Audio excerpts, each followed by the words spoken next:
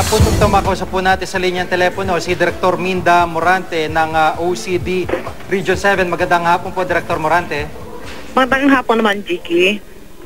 Opo, at sa lawak po ng pinsala at naapektuhan ng lindol, sapat ho ba yung resources ng OCD Region 7 para po sa mga rescue and relief operation na kakailanganin po ninyo?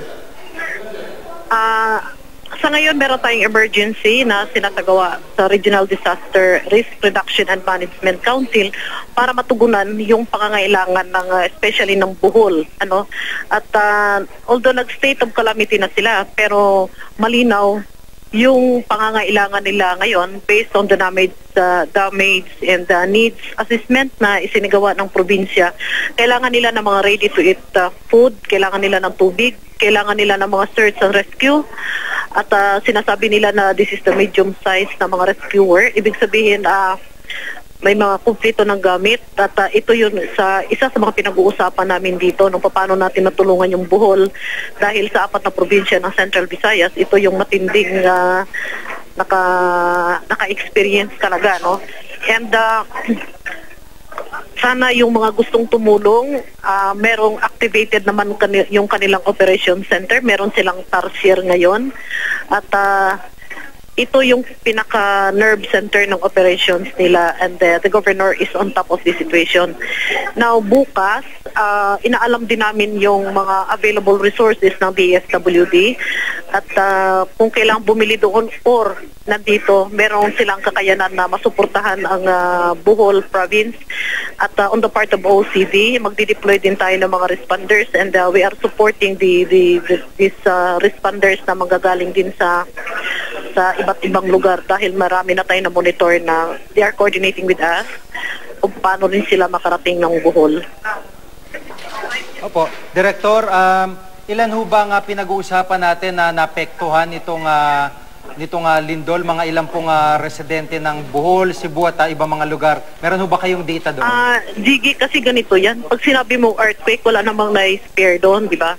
Considering that Central Visayas has a total of 126 local government units, it follows talaga dahil intensity 7 sila. In the case of Cebu and Negros Siquijor, nasa intensity 6 naman sila. So, kumbaga, walang na-spare sa amin dito. Lahat kami, nung mag-meeting nga kami, nagtatakbuhan pa rin kami dahil napakalakas pa rin nung kanyang aftershocks, no? Ramdam na ramdam pa rin namin ito. Now, as of 4 o'clock, malinaw yung report na binigay sa atin ng PRO 7. Umabot na po ng 67 yung patay at 167 yung mga injured. Oo.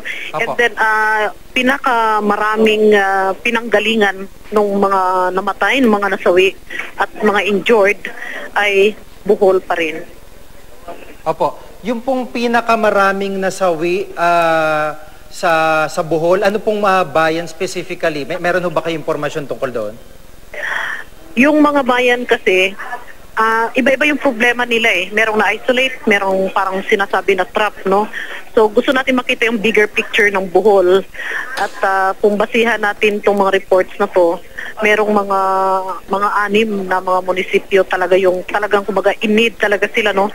Kailangan talaga nila ng assistance at kailangan nila dito yung mga search and rescue mga responders natin at magpapadala din tayo ng mga communicators para mag-link, no, doon sa disaster site papunta sa kanilang operation center at para mabilis yung assistance natin.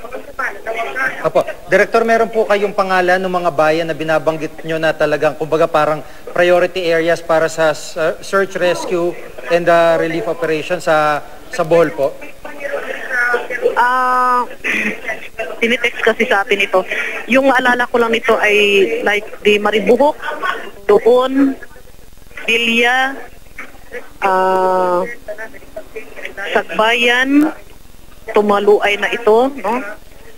So, ito yung mga lugar talaga na nangailangan kasi according to DNR, 2 bayan din ng Bohol ang nagkaroon din ng landslide. So, sana yung mga tao, isa ito sa mga advisory natin sa kanila doon, na yung mga tao na nakatira, no, residing along the mountain slopes, ay wag mo nang bumalik dahil hindi pa maayos yung sitwasyon.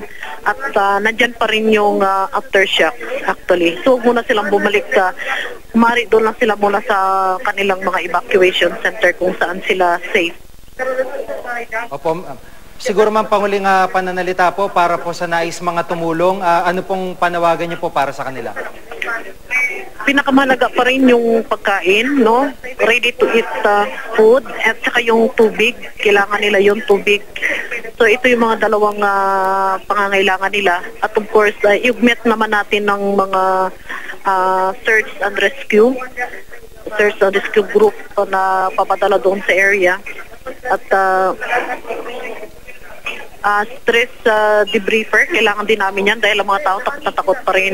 Tsaka gusto ko rin paalam na yung Department of Health ngayong gabi hanggang umaga, meron na silang medical teams na ipapadala. Yung PCSO nandito din sa meeting at nag-manifest na rin sila ng pagsuporta like sa mga medical assistance. Apo. Maraming salamat po si Director Minda Morante ng OCD Region 7.